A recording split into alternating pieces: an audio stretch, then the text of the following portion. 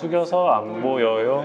웃음 있고. 학교 폭력 하면은 흔히 학교하고 폭력이 있으니까 학교에서 일어나는 폭력만 이야기를 할 것 같잖아요. 그래, 저는 그렇게 알고 있었어요. 네, 근데 이제 미성년자들은 또 뭐 소년법 이런 것도 있잖아요. 그런 개념이 있죠. 이 소년법이 처벌의 정도가 낮다 뭐 이런 논의가 있어서 제가 요거를 여기다 표로. 안녕하세요. 법 알려주는 남자들의 김종훈, 박정원입니다. 네, 안녕하세요. 저는 법이 궁금한 남자 김원식입니다. 자, 지난 시간에 연속해서 이제 전세 관련된 사연들 저희가 소개를 했고, 오늘 이제 방송 나간 시점에 또 이제 임대차 계약서에 대한 영상이 또 업로드가 됐는데 댓글들이 또 좀 달렸어요. 그래서 댓글을 간단하게 읽어드리도록 하겠습니다. 포올님께서 예전에 대학생 때 자취할 때 아버지가 확정일자 꼭 받으라고 해서 주민센터 가서 받았던 기억이 났는데 이런 이유에서였군요. 알기 쉽게 설명해 주셔서 좋았습니다. 저도 곧 전세 계약 앞두고 있는데 너무 유익하네요. 다음 영상도 기다릴게요 라고 두 분 도움을 주셨습니다. 네. 또 제이슨 리님께서요, 새로운 콘텐츠 너무 유익합니다. 박정훈 변호사님 헤어스타일 멋져요. 그때 머리가 달라졌습니다. 조금 짧아졌어요. 무슨 컷이에요? 굳이 이제 코로나 컷. 아, 코로나 네. 컷. 코로나라 전혀 안 자르는 머리. 예, 그때 맞죠? 미용실 잘 안 가서.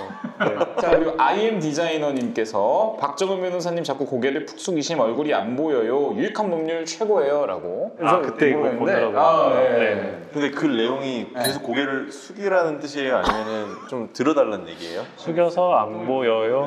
웃음 있고. 잘생긴 얼굴 보고 싶다는 알아서 거겠죠. 하세요. 오늘 주제 사연 조금 무거워요. 요새 사회적 이슈 좀 관심 갖는 분야 있으세요? 요새 LH 직원들 관련된 투기 의혹 이런 네. 것들 이야기 하도 많이 나오니까 그 직전에 이제 학폭 이슈가 좀 학폭. 컸죠. 오늘 사연은 그 둘 중에 하나입니다. 제가 사연 소개하도록 하겠습니다. 네. 안녕하세요. 저는 청주에 살고 있는 20대 여자입니다. 궁금한 게 생겨서 사연을 보내요. 물론 제가 직접 지금 걸려있는 일이 아니라 이 사연 무시하셔도 좋습니다. 그런데 너무 궁금해서요. 요새 보면 학폭이 완전 대세 이슈잖아요. 오늘 사연 학폭. 배구에서 쌍둥이 자매에게서 시작된 학폭 문제가 지금 야구, 축구 등 스포츠계 다른 쪽은 물론 연예계에도 완전 크게 번졌는데요. 보면 자신이 학교 폭력을 시인하고 사과하고 은퇴하고 등등 그렇게 하는 사람도 있는 반면 첨예하게 명예훼손으로 소송을 하고 고소를 하는 경우도 있더라고요. 그런데 과거에 미성년자 때 발생한 일을 지금 처벌할 수 있을까요? 뉴스를 보면 법적으로는 처벌할 수 없다는 기사도 있던데 맞나요? 사실 제가 정말 좋아하는 아이돌 멤버가 지금 학폭으로 크게 문제가 되고 있습니다. 그래서 너무 궁금합니다. 처벌된다면 법적으로도 범죄자가 되는 거잖아요.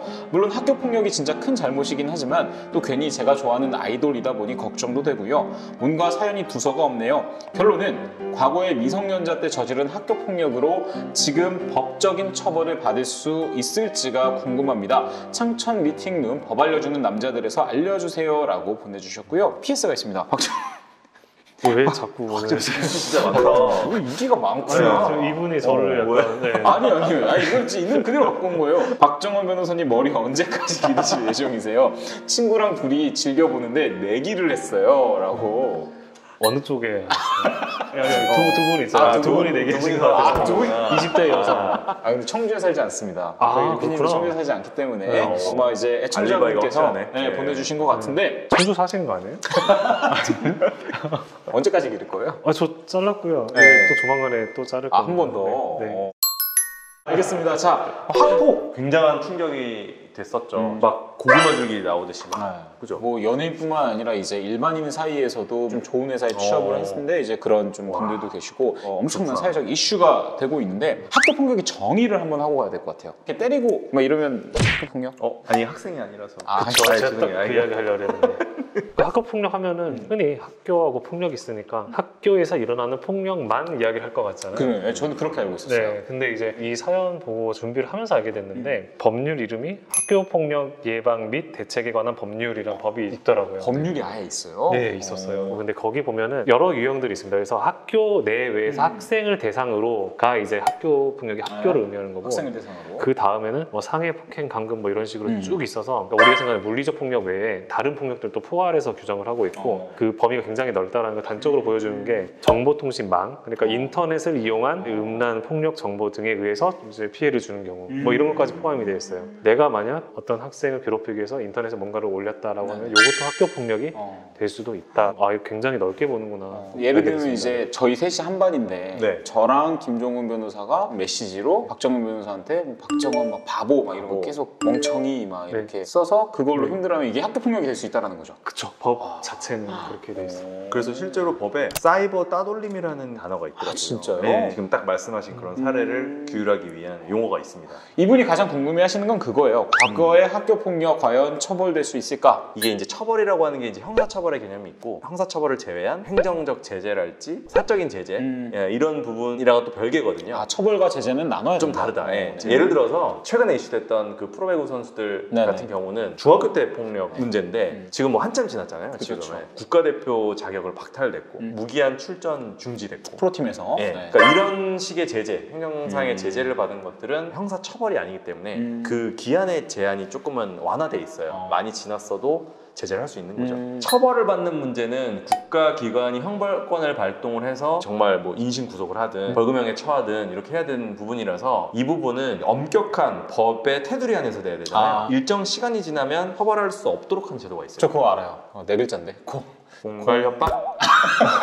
공소시효. 아, 맞다. 공소시효. 네. 저희가 익숙한 단어예요. 공소시효. 이 개념을 설명해 주시기 위해서 이곳에 오신 분이 있어요. 있죠. 이 창천의 법률 하면은 이분 아닙니까? 완전 이분이죠. 네, 창천의 알파고 머릿속에 모든 법전이 다 들어가 있는 다 분이에요. 들어가 있어요? 네. 박수영 변호사님 큰 박수로 네, 우리 창파고 창천의 네. 알파고 박정훈 변호사님. 네, 이게 정말 어려운 개념이 아니고요. 일단 공소시효라는 게 어느 정도 시간이 지나면 국가의 형벌권을 행사하지 않는 거.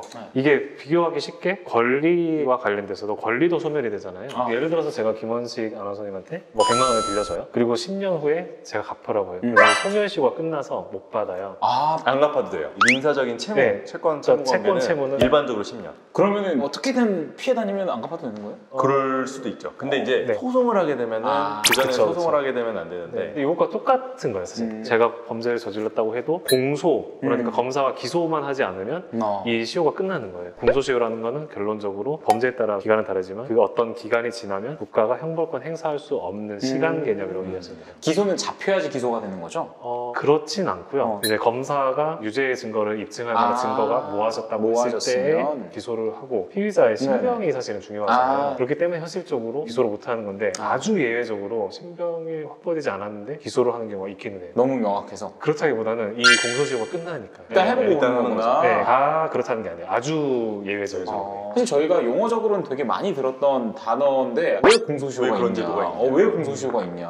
아, 범죄를 저질렀으면 끝까지 책임을 져야지. 공소시효는 왜 있는 거예요? 맞아요. 이게 법학 교육을 들으면 제일 처음 첫 교시 때 듣는 용어였던 것 같아요. 정의와 법적 안정성이라는 가치가 있는데 정의에 따르면 10년이 됐건 100년이 됐건 나쁜 사람의 행위는 나중에라도 처벌할 수 있어야 되는 게 아니야. 이게 정의관념인 거고 법적 안정성은 장발장처럼 빵을 하나 훔쳤는데 이 죄를 갖고 내가 10년, 20년 동안 벌벌 떨면서 이렇게 살아야 되냐. 일정 기간 지나면 그냥 덮어주자. 결국 법이라는 거는 인문학에서 나온 거잖아요. 기본적으로 어떤 사람이 과거에 잘못을 저질렀다고 해요. 근데 이 사람이 나중에 착한 사람이 될 수가 있는 거잖아요. 노화된다고 그 하죠. 전제 하에서 공소시효라는 개념이 들어오는 거죠, 기본적으로. 아까 장발장 얘기하셨는데 예를 들어 빵 하나를 훔쳤다고 했는데 이 공소시효가 평생이다라고 하면은 50년 전에 내가 빵을 훔친 것 때문에 지금 뭔가가 될 수 있는 거잖아요. 과거에는 역사적으로 이 정도 기간이 지났으면 이거는 좀 봐줘도 되지 않나. 그 사이에 범죄가 없었다고 한다면 이 사람은 개화를 한 거다. 나름대로 이게 역사적으로는 꽤 유래가 있는 엄청 오래된 쟁점이죠. 예. 자, 그러면 이 학교폭력 공소시효는 어떻게 돼요? 범죄 정도에 따라서 달라요. 학교폭력도 네. 여러 가지의 그 카테고리가 유형이 있으니까. 그래서 제가 예를 들어 원식님을 이렇게 하는 거랑 뭐 이걸로 이렇게 하는 거 느낌이 좀 완전 달라요. 네, 어우, 다르잖아요. 무서워. 어떤 행동을 했냐에 따라 다른 거고 기본적으로는 이제 폭행 같은 경우에는 5년 그게 사실 짧은 편인 거고 흔히 말하는 징역 몇 년 뭐 이런 거 있잖아요. 그게 연수가 높을수록 공소시효가 쭉 늘어납니다. 상해 같은 경우가 한 7년 되고 학폭에서 맥시멈으로 가도 한 10년 정도. 중학교 때 학폭을 저지른 가해자는 20대 중반만 되면 법적인 처분을 안 받겠네요. 그럴 가능성이 높다는 거죠. 그걸 좀 굉장히 좀 부당하다고 느낄 수도 있죠. 학교폭력을 저지른 가해자들은 대부분 미성년자잖아요. 미성년자들은 또 뭐 소년법 이런 것도 있잖아요. 그런 개념이 있죠. 이 소년법이 처벌의 정도가 낮다 뭐 이런 논의가 있어서 제가 요거를 여기다 표로 한번 보여드리려고 그래요. 만 10세, 14세, 18세 이렇게 딱 분류를 해보면 만 10세 이하는 기본적으로 어떤 범죄 행위를 저지른다고 해도 어떠한 처분도 받지 않는 나이. 그리고 만 10세부터 14세까지는 이게 이제 촉법소년이라 그래서 형사 미성년자. 주로 이제 보호 처분이라는 걸 받아요. 뭐 이제 봉사활동을 시킨다거나 우리가 알고 있는 소년원에 송치한다거나 뭐 이렇게 근신시키는 거죠. 그리고 14세가 넘어가면은 만 18세까지는 형사 처분을 받을 수 있는 나이입니다. 그래서 최대 이제 15년형까지 받을 수 있고 뭐 20년, 25년형 이렇게 성인 같은 경우는 이렇게 양형이 굉장히 높은데 좀 낮게 처분을 하는 정도의 차이가 있고 만 14세가 넘더라도 경우에 따라서는 형사 처분이 아니라 보호 처분을 받는 경우도 있어요. 만 14세라는 기점을 살짝 넘은 친구랑 아주 조금 못 미친 친구가 있을 수 있는데 생물학적으로 볼 때는 큰 차이 없잖아요. 그쵸. 칼로 물 베는 것도 아니고. 그렇죠. 뭐 며칠 일찍 태어난 차이인데 이제 그렇기 때문에 만 14세를 좀 넘어도 선생님이 봤을 때 봉사활동 시키면 될 것 같다. 이러면은 보호 처분을 할 수도 있는 그런 법이라고 생각하시면 됩니다. 근데 제가 이거를 어디서 들었는데 악용하는 청소년들도 있대요. 그러니까 이런 것들이 매체나 신문이나 이런 데 보도가 되니까 본인이 지금 어디 촉범소년에 해당하는지 진짜? 네, 이런 거를 알 수 있으니까 정말 나쁘게 악용을 하면 그럴 수도 있다. 마음 아프네요. 너무 마음 아프네요. 사연 보내주신 분이 이제 사랑하는 아이돌, 어떤 아이돌인지는 모르겠지만 형사처벌이 되기는 어렵다고 보는 게 낫겠네요. 아무래도 공소시효 같은 걸 봤을 때. 네, 소속되어 있는 기관이나 학교나 이런 곳에서의 행정적인 제재나 이런 조치는 받을 수 있어도 오래전의 행동에 대해서는 지금에 와서는 형사처벌 받기는 좀 어려울 수 있다. 네, 탈덕하는 것도 좀 괜찮지 않을까. 그러니까 일단 탈덕했다가 오랜 기간 동안 지켜보고 정말 교화되고 괜찮아졌다 그러면 다시 입덕할 수 되지 않을까요? 네, 그렇죠. 제가 굉장히 인상 깊게 들었던 이야기인데 어떠한 문제가 발생했을 때 이 문제를 회피하거나 방관하는 자가 어떻게 보면 더 그 문제를 발생시키는 사람보다 더 나쁜 사람이다. 그러니까 이런 학교 폭력이라는 것이 발생하고 있거나 피해자가 있을 때 나랑 상관없으니까 나는 피해야지. 그러니까 이렇게 하는 사람이 이런 근본적인 문제를 해결하지 못하는 원인이 되는 걸로도 보인다. 이 말 너무 멋있더라고요. 그래서 용기를 내서 좀 구원의 손길을 좀 뻗을 수 있는 그런 사람들이 많이 좀 생기면 가해자들 없어지지 않을까. 그렇죠. 그 반에서 용기 있는 한 명이 학교 전체를 바꿀 수도 있는 거예요. 그렇죠. 근데 한 명보다 두 명이 나올 그렇죠. 한 명보다 두 명이 나왔고. 세 명이 나올 수 있고. 그렇게 그러니까요. 네. 우리 박정우 변호사님도 그런 언론 기사를 본 적이 있어요. 이제 학교 폭력의 어떤 전문가분이 나오셔서 내 아이가 학교 폭력을 당하는지 여부를 보려면 카톡을 볼 게 아니라 페이스북 메신저를 봐야 된다. 어른들 입장에서는 카카오톡을 주로 쓰다 보니까 이것만 보지 이거 페이스북 생각을 못 하는데 그쵸. 자기들만의 어떤 그런 공간이 발생하기 때문에 그걸 보는 게 중요하다. 근데 저도 당장 페이스북 메신저 안 쓰니까 그런 거를 많이 관심을 가져야 학교 폭력 관련해서는 조금 더 줄어들지 않을까라는 생각이 전 들었어요. 정말 새겨 들으면 진짜 좋은 말씀 해주셨던 것 같습니다.